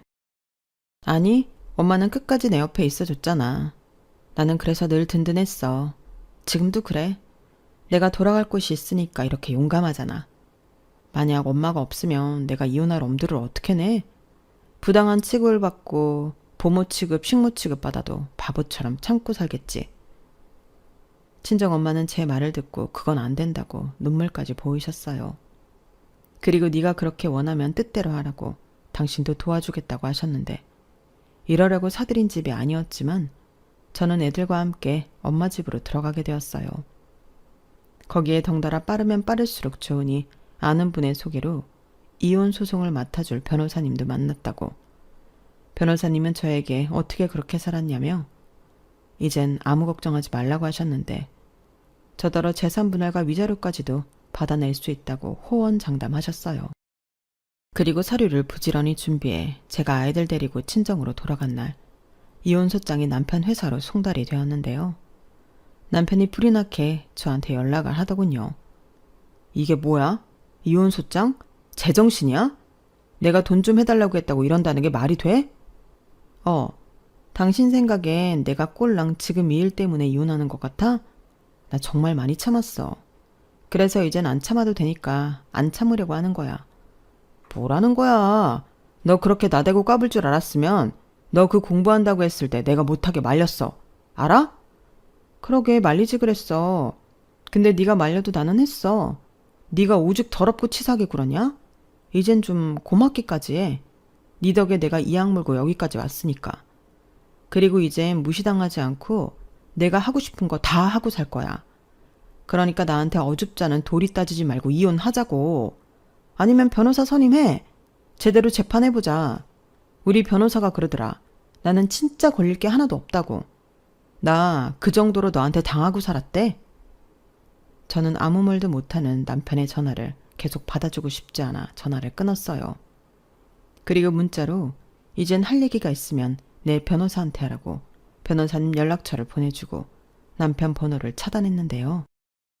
그렇게 한 일주일 정말 편하고 좋았어요. 집에 가면 엄마가 있고 애들이 있으니 그 좁은 아파트도 궁전 같더라고요.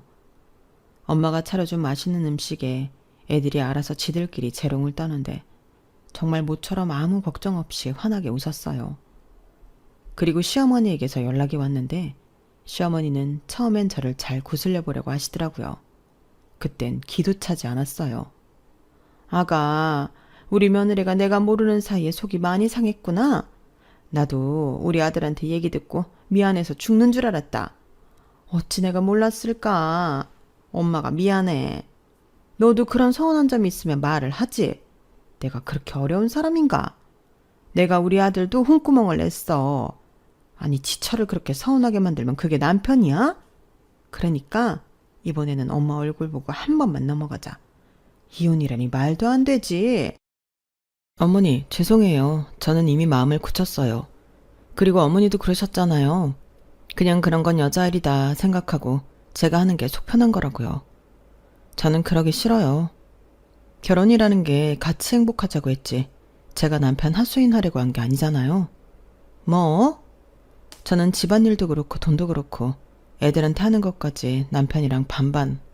아니 필요하면 바쁜 사람 대신 전부 그렇게 서로 하는 게 맞다고 생각해요. 어쩜 너는 그렇게 앞뒤가 다르니? 전에는 안 그랬잖아. 정말 우리 아들 말처럼 꼴랑 그 공인중개사 됐다고 네가 뭐라도 된 줄 착각하는 거야? 그 사람이 그래요? 하긴 그러고도 남겠죠. 아, 어머니 아들 사기당해서 돈 필요하다고 했는데 그럼 이젠 제가 어머니 아들보다 능력도 좋은 거 아닌가요? 근데 능력도 좋은 여자가 왜 굳이 자기보다 못한 남자 새끼 하수인을 해요? 저는 싫어요. 뭐야? 너 지금 내 금쪽 같은 아들한테 남자 새끼라고 했냐? 이게 어디서 배워먹은 가정교육이야? 이래서 애비 없이 자란 거 집에 함부로 들이면 안 되는 건데. 네, 그러니 이젠 제 발로 나간다고요. 그러니까 붙잡지 마세요. 저 이미 마음 굳혔으니까. 저는 시어머니 전화를 끊고 한참을 웃음이 나오는 걸 참기가 어려웠어요. 정말 속이 너무 시원하더라고요. 이래서 최고의 복수는 성공이라고 하는 건지. 아직 제 인생이 성공이라고 표현하기에는 갈 길이 먼데 저는 이미 원하는 걸 다 이룬 것만 같았어요. 그리고 결국 소송은 진행이 되었고 남편은 전화가 안 되니 저에게 찾아와 처음에는 잘못했다고 마음만 돌려달라고 애원을 하더니 씨알도 안 먹히자 이젠 양육비가 너무 과하다고 깎아달라고 했어요. 그러면 순수하게 이혼하겠다고 저에게 딜을 해왔는데 어이가 없었죠. 애가 셋인데 깎을 양육비가 어디 있나요? 참고로 저는 양육비를 한 명당 100만 원씩 300만 원을 요구했는데 남편은 말도 안 되는 금액이라고 주장했어요. 그게 왜 말이 안 돼? 자기 잘 벌잖아. 근데 애 한 명당 100만 원이 적어? 아니 많다고. 그게 말이라고 하는 소리야? 그냥 달에 100만 원 해. 그게 최선이야. 그리고 내가 정말 이 말까지는 안 하려고 했는데 나도 요즘 힘들어. 언제 잘릴지 모른다고. 내가 이렇게 얘기하는 건 내가 지금 가능한 약속을 하고 지키려고 그러는 거야. 지랄 그만해. 안 지키면 어쩔 건데? 나 그거 다 받을 수 있어, 법으로. 너는 지금 이 판국에도 법하고 싶냐? 내가 지금 믿을 게 법 말고 뭐가 있어? 그리고 자기 지금 사는 그 집도 나랑 나눠야 할 거야. 나도 가정에 기여한 게 있으니까. 뭐? 말도 안 되는 소리를. 야, 그 집은 내가 벌어서 나 혼자 대출금 내면서 유지한 집이야. 왜 열을 내? 재판 때 얘기해. 만약 법이 그건 안 된다고 하면 난 그런가 보다 말 거니까. 남편은 제 말에 참 열받아서 자기 화를 주체하지 못했어요. 하지만 차마 저한테 폭력을 쓸 수는 없으니 엄한 벽을 치느라 자기 주먹만 아작에 났는데 정말 돈이 없긴 했는지 병원비가 없어서 시어머니가 카드를 줬다고 하더군요. 그걸 재판 때 동정심을 유발하고 싶었던 건지 지 입으로 술술 풀었는데 저는 눈 하나 깜짝하지 않았어요. 그 주먹의 벽이 아니었다면 제가 맞았을 수도 있으니까요. 그리고 시간이 걸리긴 했지만 호언장담했던 변호사님 말처럼 저는 6대 4로 재산 분할을 받을 수 있었고 남편에게 1,000만 원이라는 위자료까지 받아낼 수 있었는데 양육비는 그대로 월 300만 원 받는 걸로 판결이 났죠. 하지만 첫 달부터 이 인간은 양육비를 주지 않았는데요. 그 사이에 회사에서 잘려서 수입이 없어 줄 수가 없다고 하더라고요. 그래서 그건 또 남편 통장에 압류를 걸어 받아냈는데 남편은 저 같은 여자 처음 봤다고 혀를 내둘렀고 이럴 거면 자기가 애 셋을 키울 테니 저더러 300만 원씩 양육비를 달라고 했는데요. 애들이 기겁하면서 싫다고 했어요. 당연하죠. 아빠라고 지가 한 게 버럭버럭 화내는 것 말고는 없었는데 애들이 왜 아빠랑 살겠다고 하겠어요. 그러니 이 인간은 또 저런 것들도 자식이라고 양육비를 줘야 하는 게 맞는 거냐며 억울해 죽으려고 했는데 그 모습을 보니 나 정말 이혼하길 잘했구나 이런 생각만 드는 거 있죠. 역시 사람은 밑바닥을 쳤을 때 진짜 모습을 본다고 참 씁쓸했어요. 하지만 한편으로는 이젠 실망할 모습도 보지 않아 잘됐다는 생각밖에 들지 않았는데 이젠 어떤 미련도 갖지 않으려 합니다. 저희 엄마는 아직 제 나이가 많은 나이는 아니라며 혼자가 된 딸을 걱정했는데 저는 이제 애들도 있고 남자라면 별 관심이 없어요. 괜히 생각과 다르게 마음고생하면서 지내고 싶지 않거든요. 그리고 무엇보다 혼자 있는 게 편한 걸 알아버려 누굴 곁에 둘 마음이 없는데 그냥 우리 애들이랑 재미나게 사는 게 제 남은 인생의 이유이고 목적이에요.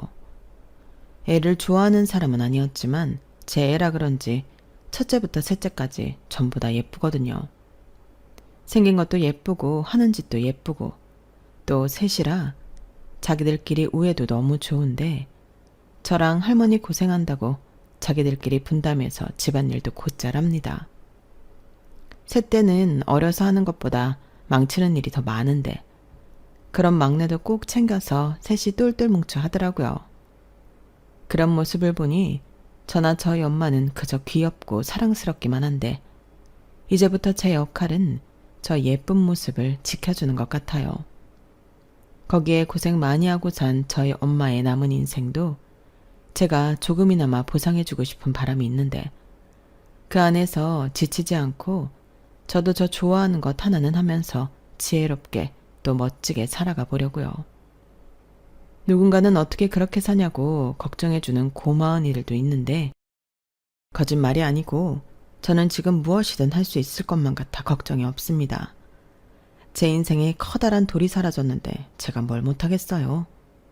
그리고 제가 너무 재미있어하고 보람을 느끼는 일이 있는데 뭐든 자신이 있어요. 요즘은 매일 제가 대단하고 능력 있는 사람이라는 생각에 저절로 말려있던 어깨가 펴지는 것만 같아요. 앞으로의 미래는 이렇게 당당하게 살아가고 싶네요. 그리고 더 나아가 사랑하는 제 가족과 함께 제가 쭉 힘내서 잘 살아갈 수 있도록 여러분들이 따뜻한 격려와 응원을 보내주신다면 더할 나위 없이 큰 힘이 될 것만 같은데 부디 부탁드립니다. 그럼 지금까지 제 사연 함께 해주셔서 대단히 감사드리고요. 여러분들은 저처럼 잘못된 선택이 아닌 여러분들이 행복할 수 있는 선택만 하시길 바라며 저는 이만 물러갈게요. 안녕히 계세요. 여러분, 사연 댓글에 응원과 현명한 조언 부탁드려요. 좋아요와 구독은 저에게 큰 힘이 됩니다. 오늘도 좋은 일 가득하세요.